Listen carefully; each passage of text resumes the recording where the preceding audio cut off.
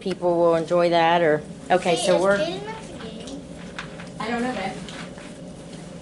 Okay, so I'm going to try to get through as much as I can, but I got samples for you guys to take home like last week because we're not going to get through it all, which is fine. And but I wanted you to have examples to look at too. But the first thing I wanted to start with was just sharing kind of the requirements of third grade writing, and kind of like we did last week about the reading, and how much that they've stepped it up on the requirements. And one of the biggest things is that we have to type it this year. And that's a challenge because these kids don't know how to type, but they are really getting better because what we do each week, and most of you may know, but we have our writing prompt that goes with our reading story, but they start writing the answer out on Tuesdays because I don't want them to not be writing either. So you don't want to lose that skill.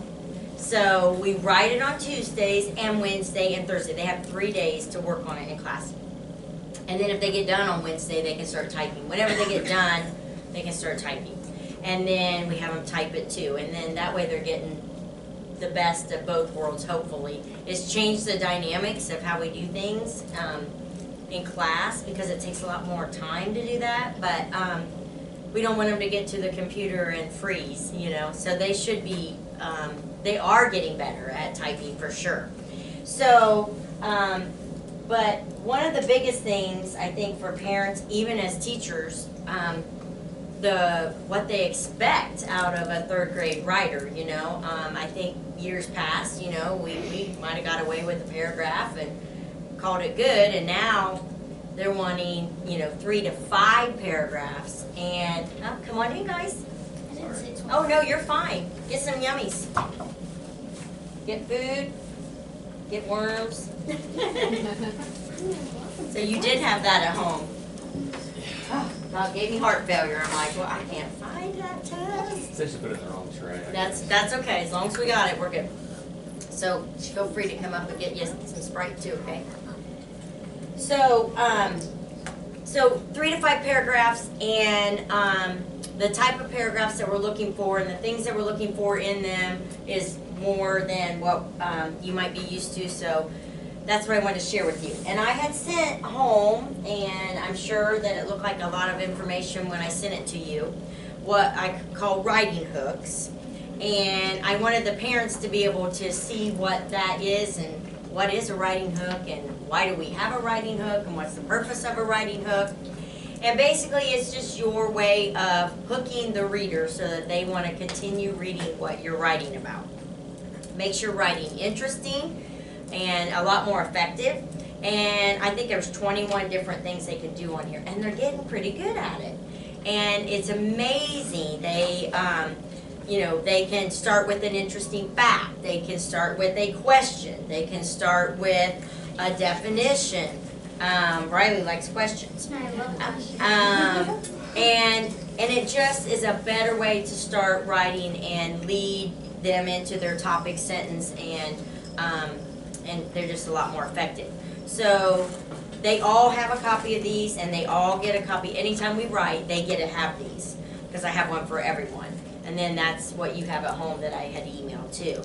And so that's the purpose of it. And then you might hear me say clever conclusions at the end of the writing. And that's hard for third graders. How do I wrap this up? What do I do at the end? And honestly, it was hard for me to teach that skill because that's a hard skill to teach. You know what to do, but it's hard to tell others how to do it. But then we came up with these clever conclusions, ways for them to sum up their writing, whether it be by reinforcing it with a question, or maybe you could tell the lesson that was learned. They can give advice. I love they're starting to give advice. If you want my advice, this is what I think you should do. And it sounds so great. And then you can maybe leave us with a cliffhanger where we're in suspense. And it just makes their writing so much better. And the thing about this is I gave these to Wyatt, who's in college. I did. I just gave them to him. I'm like, you need to step up your writing, and here you go. And I'm like, you need a writing hook. You need to be capturing your reader's attention, and you need to conclude better. So I gave them to him, and I gave them to his girlfriend who's in high school. These aren't just third grade things, so I'm hoping that you guys can utilize this all the way through and make them better writers. And if they start now, by the time they get to high school, they'll be great. So that's what I mean by clever conclusion and writing hooks. Questions about those and why we do those? And I know that's new terminology to all of you, and it is to me too. It was to me, so I get that. But the kids now, they got it down pat pretty much. The next thing I want to talk about before we actually do an example is the writing rubric. What is it that they have to have in their writing to do well? And I'm going to send one home for all of you. There's 4 little ones on here for you. But this is what I've gotten better as time goes. You just learn better things in better ways. Initially, I was just grading theirs with these writing rubrics. And then I decided, well, I think they need to grade themselves and have a copy of this so that they know, okay, I should not turn this in if I don't have this. And I should not, oh, I don't have a text talker, I better go back and put that in. Oh, wait a minute, I did not have 3 paragraphs indented. I have to do that if I'm going to get the points. Come on in. Come and get some yummies. So I want the kids to know, I mean, they're assured an A if they did all these. But here's what I find them doing. They just go, yes, yes, yes, yes, yes, yes, yes. I have them all. And that's great that you circled yes, but do you have them all? And most of them don't. So I'm teaching them to go back and prove to me that because here's an A. And so they have a shot at an A every week because they know what they have to have in their writing to get an A. Because I use the exact same one when I go to grade it.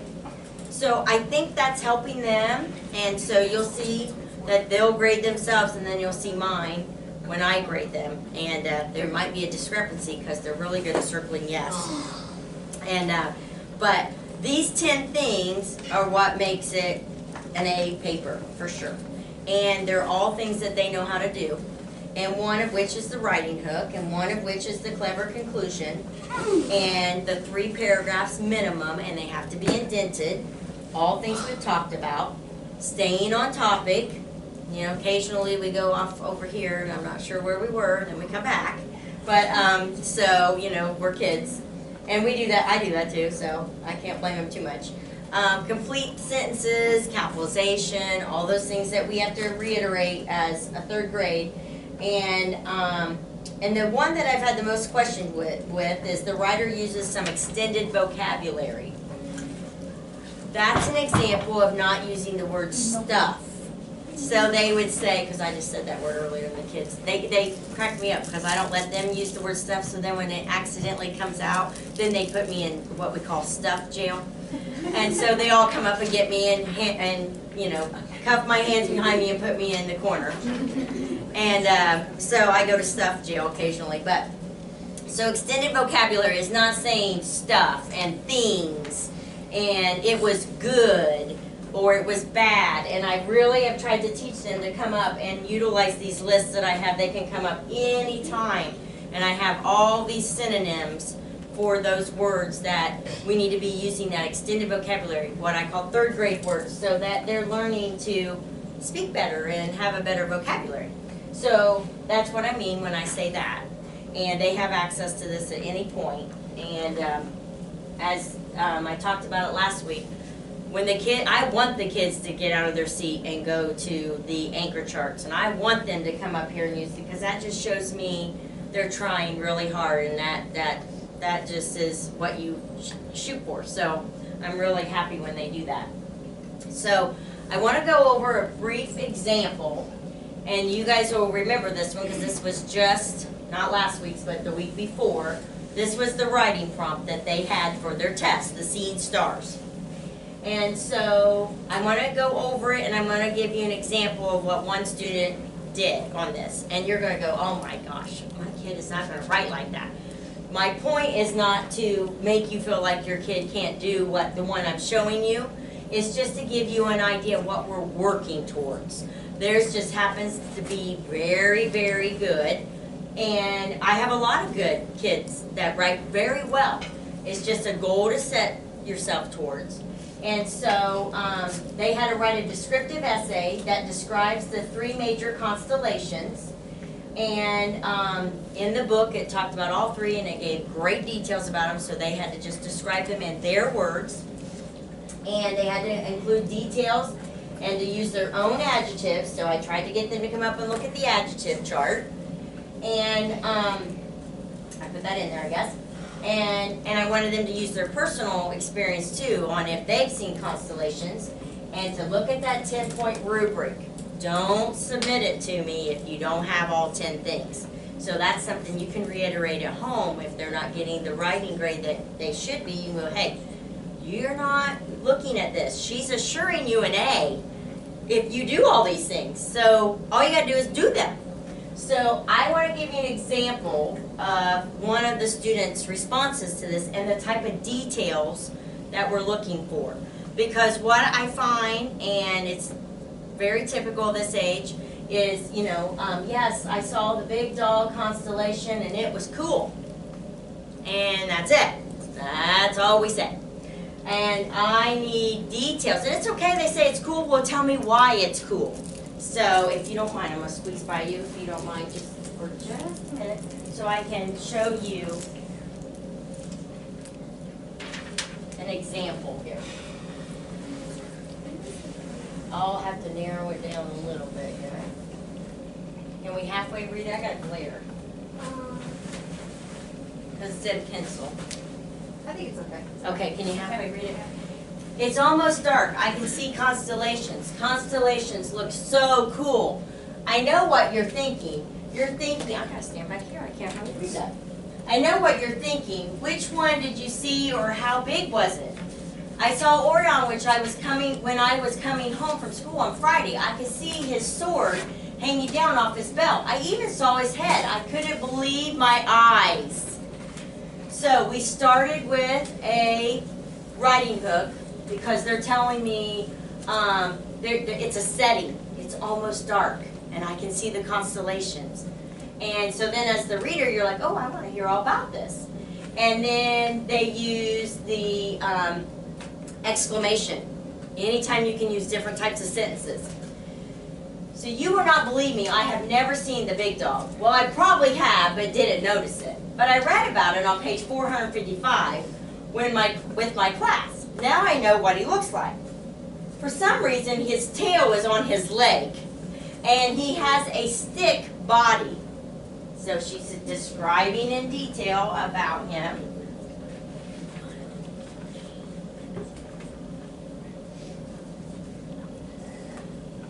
Did I go too far?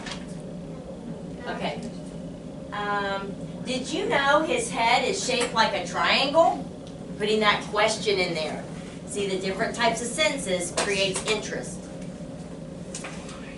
Oh, I forgot to say the big dog's tail is perky. Okay, so that's an extended vocabulary. My family has seen the Big Dipper for more than thousands of times. How many times have you seen any or all of the constellations? Here's all the constellations I've seen. I've seen the Big Dipper, Orion, and the Big Dog. Did you know the Big Dipper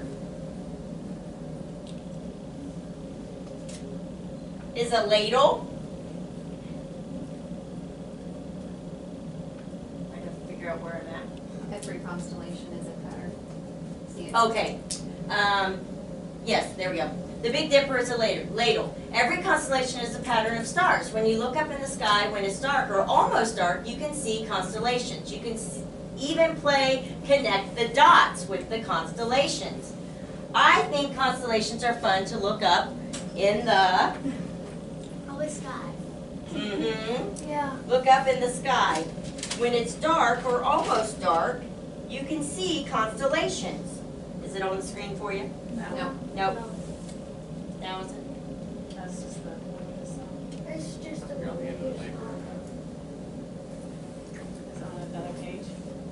Hold on just a second. I can't see from over there, and I hate that. That's what you're Is it I saying. think that's such fun to look up in the, hold on. Here we go. Yeah, you got it right. In the sky. Every time I see a constellation, I play connect the dots with the constellations. I even start to dream like I'm going to bed, but I don't fall asleep. If I did, I would miss out on all the pretty stars connecting in the sky. Also, when I see a constellation, I get goo-goo eyes. What do you do when you see a constellation? Did you know constellations are patterns of stars that don't move in space like planets do? The planets just orbit around the sun.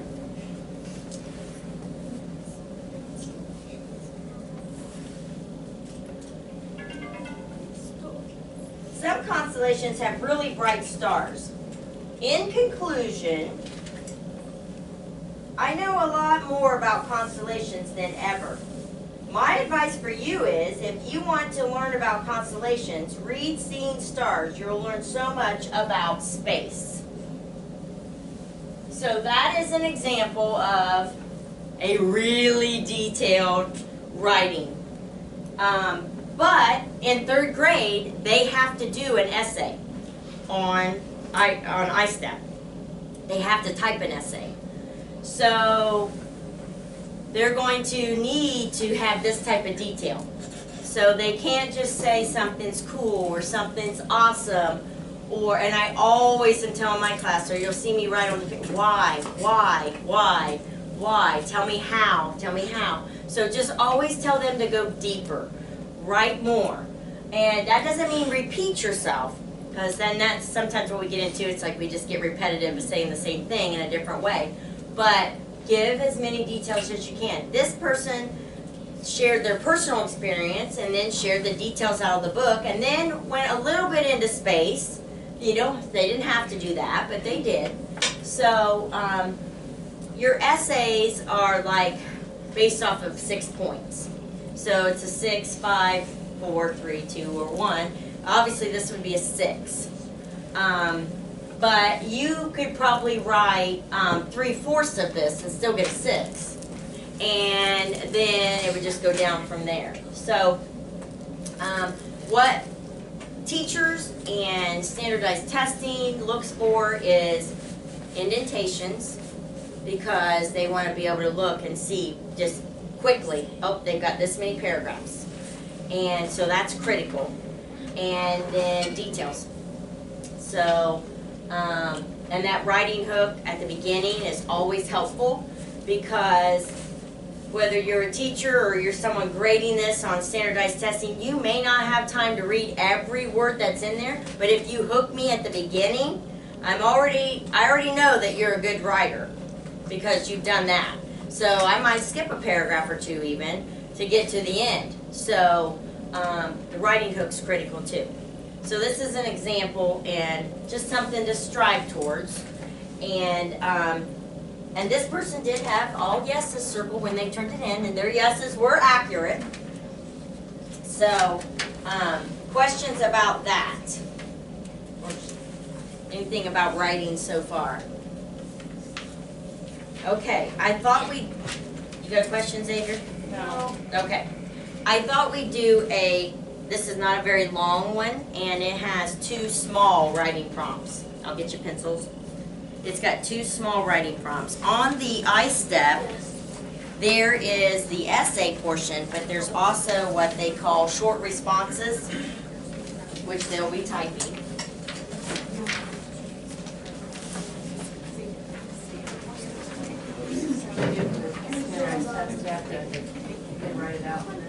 No, they're just going to type.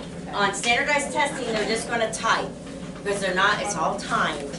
You're not going to have time to write it all and then type it. My goal, my reasoning for having them write it in class, first of all, I don't want them to lose their writing skills, just to be able to write. And secondly, that will make them a quicker thinker. It's going to become more of a habit, and they're going to get better every time they do it. So that then when they do sit down at a computer, maybe they aren't going to type as much as they would have wrote, but they're not going to freeze either, because they're going to be used to the process. So that'd be the first time they do that, though? Like, okay. This is the first time. the test as far as just. Cold? Oh, Yeah. no, Or no. they'll practice. No, we'll writing. practice. We'll practice sitting down cold at the, Okay. yeah, and I'll give them writing prompts and not let them write it. Yeah, we'll Okay, practice I that wondered. too. Yes, but as far as them being responsible for actually typing essays and their short responses, this is the first year that they're requiring us to do that. So, it's an additional responsibility for them, but we're working through it. We're working through it. And so, yes, I will not always make it where they can write first. We'll do some cold turkey, sit down at the computer and see how we do. They're always gonna type less than what they write. And that's pretty standard. That's why I want them to write a lot. Because if they write a lot, then they'll type about half of that and they're still gonna succeed. So that's kind of my gauge that I use. So if you don't write very much and then you type even less than that, then you might be in trouble. So, so we have the, oh wait a minute, I had one of these that had writing on it. Does anybody have theirs that has writing on it? Or did I put it somewhere else? Oh, I think I have it. Here it is. Never mind. So this would be an example of what we call short responses, and that they have to do, and they have to do those on standardized testing as well. And it's not an essay; it's a short response, and they have to do it within those lines. You can't be outside the lines, that type of thing. But and it all comes from the text. So I thought we would read the text quickly, and then spend some time on how they would need to respond to these short responses. We do these in class, and they're getting better at them, but I wanted you to see what they have to put on there, and then you can practice, more at home. So, so Raj is used to being the speed math champion of his 4th grade class, but during this week's quiz, the division problem slowed him down and his pencil tip broke. He's nervous and he waits for his teacher, Miss Evans, to announce who is this week's champion. So this is an excerpt from the Speed Math Champ of 4B. And we're lucky because all the paragraphs are numbered, Layla. We don't have to do it. So all of them are numbered for us. And my copy is not very good. It's a little smudgy and I'm not sure why, so sorry about that. So let's read paragraph 1 for me. Layla. But after Mrs. Evans collected the pictures, she made an announcement. We have a new speed math champion. She smiled at the new girl. Who's been in our class only 3 days. Congratulations, Mrs. Evans, for the rest of you peanuts. Okay, so we have a new math champion, don't we? And she'd only been in there for their class for 3 days. So paragraph 2, Raj shook his head and he didn't need to practice. Next Friday, he'd sharpen 2 pencils. Then the title would be his again. How do you think Raj is feeling right now? What do you think, Riley? Someone came in, only been in there for 3 days and stole the title away from him. What do you think he's thinking? Mad or sad? Yeah, it might be a little bit of both. And he's probably thinking, hey, I don't like that. Somebody came in and took my title away. So let's read paragraph 3 for me, Emma. During the next week, Raj. Raj could help Noticing. noticing that Caroline was good at math. She raised her hand a lot and her answers were always right. Once, when Miss Evans Demonstrated. a new kind of division, Caroline already knew how to do it. So, do we feel like Caroline's pretty smart? Right? She's only been there 3 days. She already knows what the teacher's teaching. She's already won the championship. So Raj is feeling a little threatened right now. He's thinking, ooh, she's maybe better than me. So paragraph 4, but that doesn't mean she'll beat me again, Raj told himself. On Friday afternoon, he was ready. Begin, Miss Evans said. What does that sound like, Hayden? Remember our multiplication tests? I'll say, ready, begin. So that's how he was. We do our multiplication. We try to get them done in a minute. So that's what his teacher was saying. And Miss Evans said begin, and Raj's answers rushed out like water from a faucet. 9 plus 8 equals 17, and 16 minus 8 equals 8, and 4 times 9 equals 36, and 63 divided by 7 equals 9. As he neared the bottom of his paper, his heart beat faster. Maybe he would even finish early. So he was rolling right along, wasn't he? He groaned when his teacher called time. I had just 5 problems left, he thought. Boy, do we ever groan when we don't get our multiplication in here? We kind of groan sometimes, don't we? Occasionally I hear some groans. So he didn't get finished. So now how's he feeling? What do you think, Luke? He had 5 problems left. He's kind of sad, isn't he? So pick up on paragraph 11 for me, Hayden, if you don't mind. And it's hard to read, sorry about it.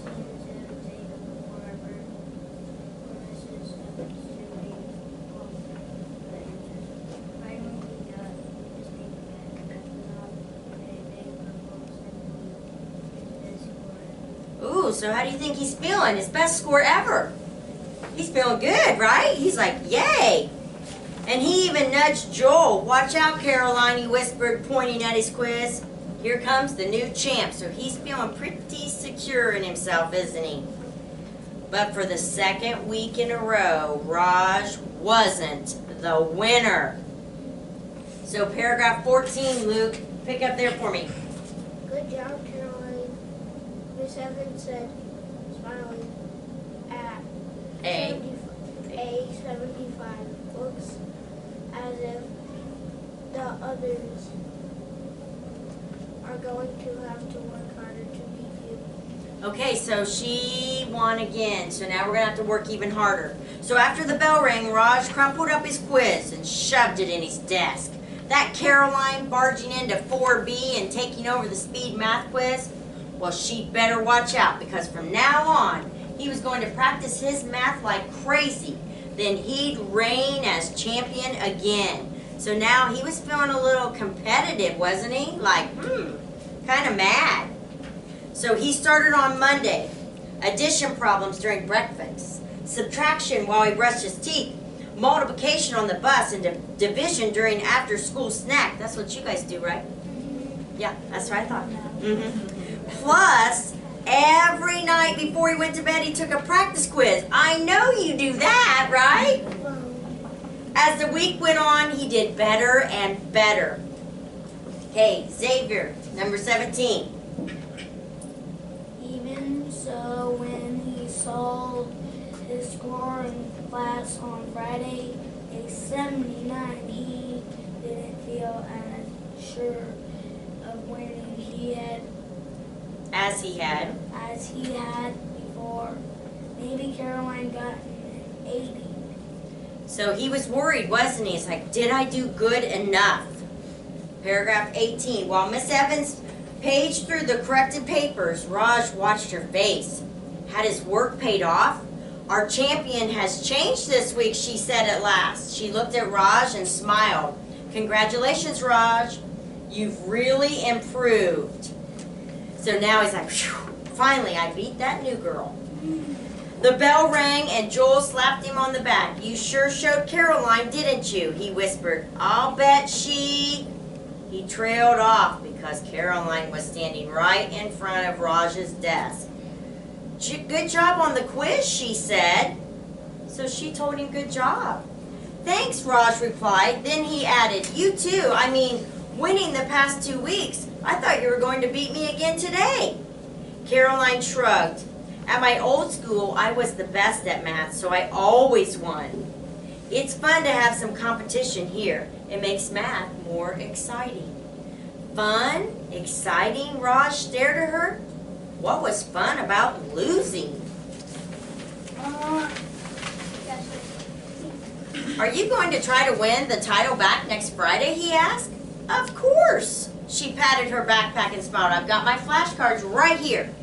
I've got mine too, he said quickly, pulling them out of his desk. Great, she said. We'll see you on Monday, and good luck, champ. Raj grinned at the teasing. Maybe math was more fun this way. Yeah. See you on Monday, Caroline. So, Now Raj is happy, right? Because not only did he win his title back, but now he's got somebody to compete with. But did he understand that initially when Caroline said, good job, and I like having competition? Did he understand it when she said that initially, Riley? Because he's like, well, why do you like to lose? But sometimes we have to lose, don't we? But it teaches us to work harder. Did Raj have to work harder? Yes, he did. So let's do a, let me get your pencil because I want you to be able to write it down so Mom and Dad can see how we got to answer this type of question. So they're familiar with what we got to say and how we got to say it. You're welcome.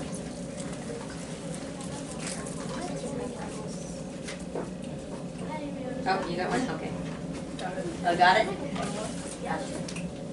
Pretty good. Okay, so why does the author say that Raj's answers rushed out like water from a faucet in paragraph 7? Use 2 details from the story to support your response. Well, there's 2 things that we always have to do.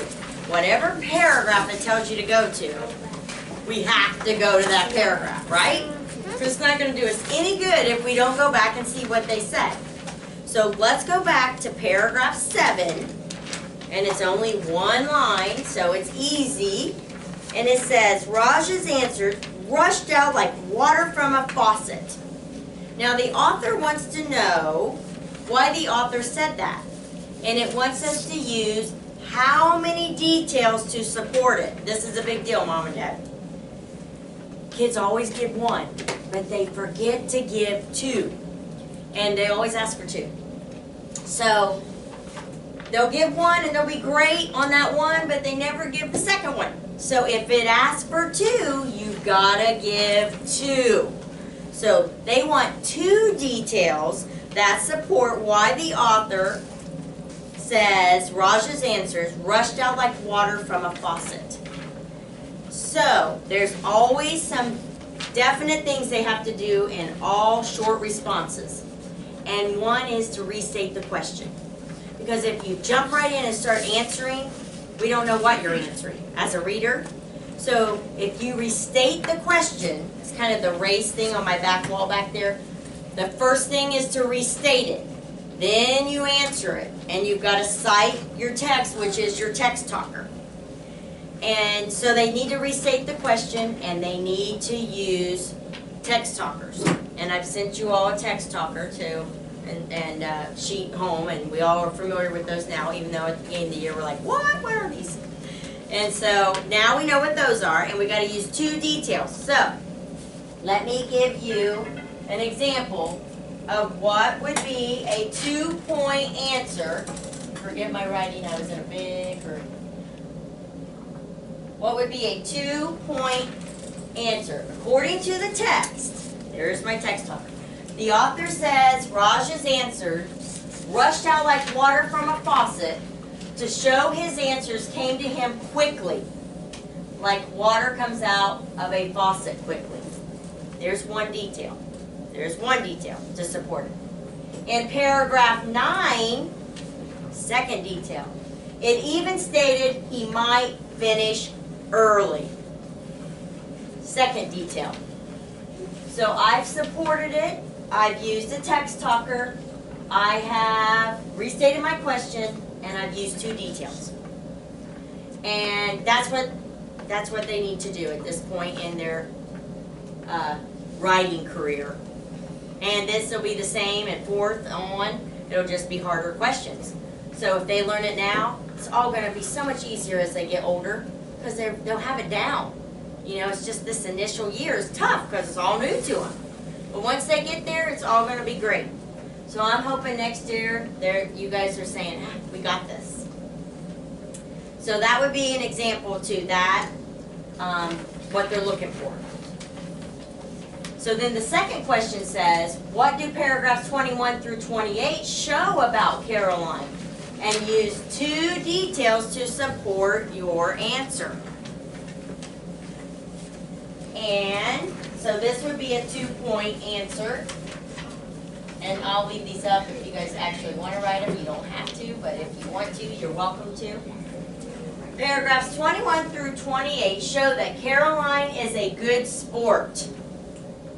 So I've restated my question. Then in paragraph 21, that is a text talker because I've referenced the text. In paragraph 21, she even told Raj that he did a good job. In paragraph 23, it showed that Caroline enjoyed having competition and not just winning all the time. So I've referenced the text by using in paragraph. Those are text talkers. I restated the question, and I gave 2 details, not just one. So those are 2 2-point answers, and those are called the short response or constructed response. And we do quite a bit of them in class. The kids have got the text talkers down pretty good. Half and half on restating the question, and they all just want to give me 1 detail instead of 2. So we're working on it. We're working on it. So that gives you a feel for the short response and what they're looking for in the writing. And like I said, I'll leave that up, and you can write it down if you want to.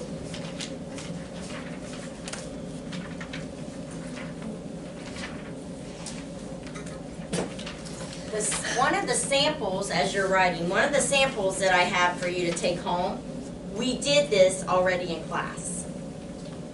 And the reason I want you to take it home is I attach for the parents, not the kids, what they would consider 2 2-point answers. So then your child can answer them, and then you can compare. We have done this in class though, so they should be good at it, but it's still a very good example to have to reference. So I want to send you something home that would be easy to say, well, is this a 2-point answer or not? I don't know if it's a 2-point answer, and now you'll be able to see.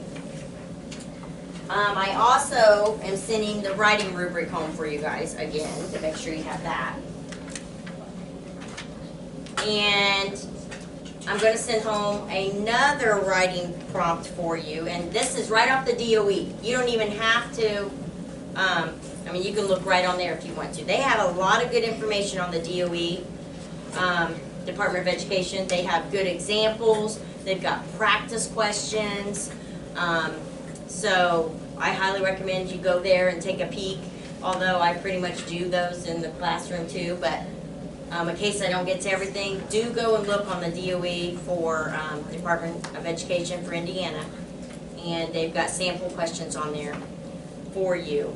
And I'll probably, my goal is to get you a list of websites and links that they can practice over Christmas break, so they don't lose everything that they've gained.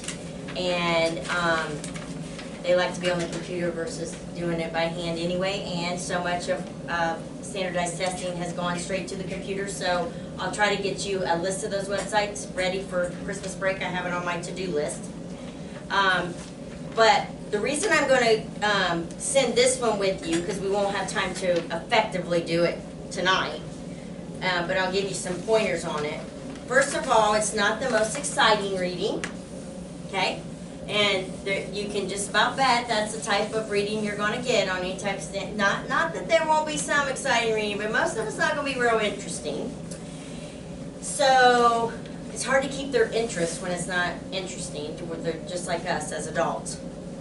But the biggest thing is on writing, now they want you to compare and contrast things, or they want you to tell me how this writing is like this writing. Or so a lot of times you will find they'll want you to tell it from a different person's point of view. That is really tough for 3rd grade. It's tough for us. So that's why I gave this one to you as an example, because this is the question that they want you to do. This is about a little girl that has two places that she's calling home. And so they want you to, oh, it's a boy, sorry. It's written from the young boy's point of view, the whole passage is. So then they want the kids to write and think about if it was written from his grandmother's point of view. That's tough. So they have to write an essay and tell, I know, you're all freaking out. I know. I mean, that's tough. Now you gotta think like the grandmother would think and write it from the grandmother's point of view. So I wanted you to have this so that you could practice this at home. This would be like the toughest it would ever get, but it is on the DOE.